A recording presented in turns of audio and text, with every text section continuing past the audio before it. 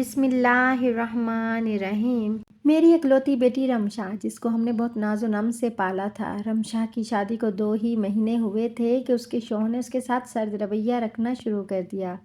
وہ مجھے رو رو کر بتاتی تھی۔ ایک دن میں نے فیصلہ کیا کہ اس کے شوہر سے میں خود ہی بات کروں گی، مگر جیسے ہی میں نے اس کے شوہر کو گھر بلا کے بات کی اور اس نے مجھے ایک ایسی بات بتائی جس کو سن کر تو میرے رونگٹے کھڑے ہو گئے۔ میرا نام رضوانہ تھا اور میرے 3 بچے تھے۔ ایک کا نام رمشا اور بیٹوں کا نام سلیم اور زاہد تھا۔ رمشا کو ہم سب نے بہت پیار لاڈ سے پالا تھا۔ وہ گھر بھر کی لاڈلی تھی۔ میرے شوہر کے دوست باہر والے ملک میں رہتے تھے۔ ایک دن اچانک وہ پاکستان آ گئے اور ہم سب نے ان کی دعوت کی۔ ان کے 2 بیٹے تھے۔ جب ہم نے ان کو دعوت پہ بلایا تو ان کے بیٹے کو میری بیٹی رمشا پسند آ گئی۔ ان کے شوہر کے ساتھ میرے شوہر کی کافی جان پہچان تھی، اس لیے چند دنوں میں رشتہ طے پا گیا اور رخصتی کی تاریخ رکھ دی گئی۔ رخصتی کو ابھی 15 دن ہی رہتے تھے کہ میرے شوہر عمران کی طبیعت خراب ہو گئی اور وہ بستر کے ہی ہو کے رہ گئے، مگر انہوں نے ہم سے کہا کہ رمشا کی رخصتی میں دیر نہ کریں اور رخصتی ٹائم پر کر دی جائے۔ اس طرح رمشا کی شادی ہم نے کر دی اور رمشا کی شادی کو 2 مہینے ہی گزرے ہوں گے۔ شروع کے دنوں میں رمشا کے چہرے سے خوشی پھوٹ پھوٹ کر ظاہر ہوتی تھی۔ خوشیوں سے اس کا چہرہ گلابی گلابی رہتا تھا۔ ہم سب بھی مطمئن تھے، مگر اچانک سے وہ پریشان رہنے لگی۔ جب میں نے اس سے وجہ پوچھی تو اس نے مجھے بتایا کہ وسیم شروع کے دن میں تو بہت اچھے تھے، میرے ساتھ پیار محبت سے رہتے تھے، مگر آہستہ آہستہ ان کا رویہ میرے ساتھ سرد ہوتا گیا۔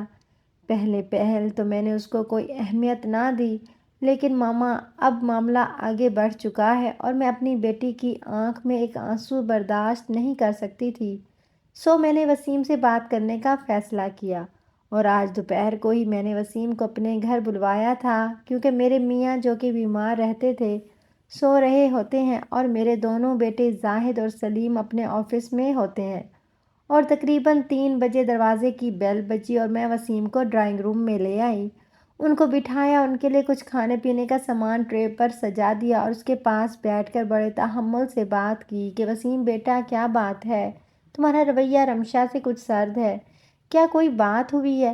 میں اس کے بالکل قریب ہو کر بیٹھی تھی اور آرام سے اس سے دریافت کر رہی تھی، اور اس کے جواب میں وسیم نے جو کچھ مجھے کہا مجھے سن کر یقین نہیں آ رہا تھا۔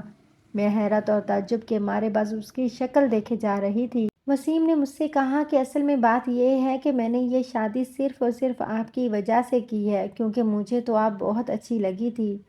ظاہر ہے آپ تو مجھ سے شادی نہیں کر سکتے تھے، آپ کے میاں موجود تھے اور آپ کے بچے بھی جوان تھے، اور مجھے آپ تک پہنچنے کے لیے آپ کی بیٹی کو چارہ بنانا پڑا تھا۔ میں آپ کو پانا چاہتا ہوں، مجھے آپ کی بیٹی میں کوئی دلچسپی نہیں ہے، وسیم مسکراتے ہوئے کہہ رہا تھا۔ اس کی آواز میرے کانوں میں گونج رہی تھی۔ میں گم سم بیٹھی تھی، جیسے کاٹو تو بدن میں لہو نہ ہو۔ وسیم یہ کیسے ممکن ہے؟ میں تمہاری ساس ہوں، تمہاری بیوی کی ماں ہوں، میں نے ایک ایک لفظ پر زور دیتے ہوئے کہا۔ جانتا ہوں آپ میری ساس ہیں، لیکن آپ ایک عورت بھی ہیں، اور آپ کو دیکھتے ہوئے مجھے آپ کی خواہش ہوئی تھی اور مجھے یہی راستہ نظر آیا تھا آپ کو پانے کے لیے کہ میں آپ کی بیٹی سے شادی کروں۔ اس نے صاف الفاظ میں بتا دیا کہ میں نے یہ شادی ہی آپ کو حاصل کرنے کے لیے کی ہوئی ہے۔ وسیم نے میرا ہاتھ تھام کر کہا۔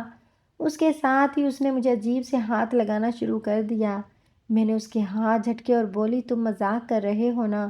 مجھے پتہ ہے کہ تم ایسے نہیں ہو اور مذاق ہی کر رہے ہو۔ ساسو ماں، میرا اور آپ کا کوئی مذاق نہیں ہے۔ اگر آپ اپنی بیٹی کی خوشی چاہتی ہیں اور چاہتی ہیں کہ میں اس کے ساتھ ٹھیک ہو جاؤں تو آپ کو مجھے اپنا آپ سونپنا پڑے گا۔ اس کے الفاظ گویا بم کی طرح تھے اور وہ مجھے 2 ٹوک الفاظ میں دھمکی دے رہا تھا۔ میں بولی، وسیم بات سمجھنے کی کوشش کرو، مگر اس نے میری ایک بات نہ سنی اور مجھے اندازہ ہو رہا تھا کہ اگر میں نے داماد کی بات پوری نہ کی تو میری بیٹی کو طلاق بھی ہو سکتی ہے۔ ٹھیک ہے، وسیم نے کہہ دیا تھا کہ میں نے جو بتانا تھا میں نے بتا دیا، باقی آپ کی مرضی، اور وہ چلا گیا اور میں سوچوں میں کھو گئی تھی۔ ایک طرف داماد کی خواہش تھی اور دوسری طرف بیٹی کا گھر تھا۔ میں دیکھ چکی تھی کہ اس کے بعد کچھ پوچھنا ہی بیکار تھا۔ دوسری طرف بیٹی تھی، اگر وسیم کی آرزو پوری نہ ہوئی تو اس کا گھر برباد ہونا یقینی تھا۔ میں خوبصورت اور جاذب نظر عورت تھی شوہر بیمار رہتے تھے۔ میری قسمت یہ کہ مرد میرے سامنے آ چکا تھا، لیکن کس روپ میں آیا تھا داماد کے۔ بات ایسی تھی کہ کسی سے مشورہ بھی نہیں کر سکتی تھی، کوئی سنتا تو کیا کہتا، لہٰذا یہ فیصلہ مجھے اکیلے ہی کرنا تھا کہ بیٹی کا گھر برباد ہونے دیا جائے یا اس کا یہ گھر بچا لیا جائے۔ میں نے ایک فیصلہ کر لیا تھا۔ میں نے وسیم کو فون کیا اور کہا کہ مجھے تم سے ملنا ہے۔ جب میں اس سے ملنے گئی تو میں نے اس سے کہا کہ مجھے اس بات کی ضمانت دو کہ اس کے بعد تمہارا رویہ اس کے ساتھ بالکل ٹھیک ہو جائے گا۔ اس نے کہا کہ بالکل ٹھیک ہو جائے گا، جب وجہ ہی نہیں رہے گی تو موڈ تو خود بخود ٹھیک ہونا ہی ہے۔ اس سے ملنے کے بعد میں گھر آ چکی تھی اور میں گھر آ کے بہت روئی۔ دن گزر چکے تھے مجھ کو وسیم سے حامی بھرے ہوئے اور میں بیٹھی یہیں سوچ رہی تھی کہ اب کیا کرنا ہے۔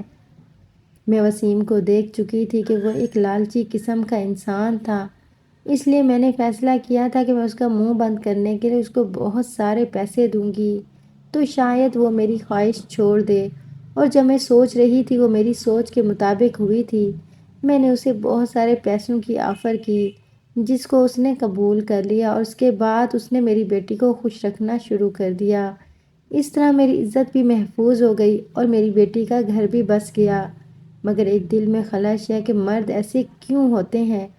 رشتوں کا کم از کم پاس تو رکھا کریں، اور اللہ کا شکر ہے میں اس امتحان میں سرخرو ہو گئی تھی۔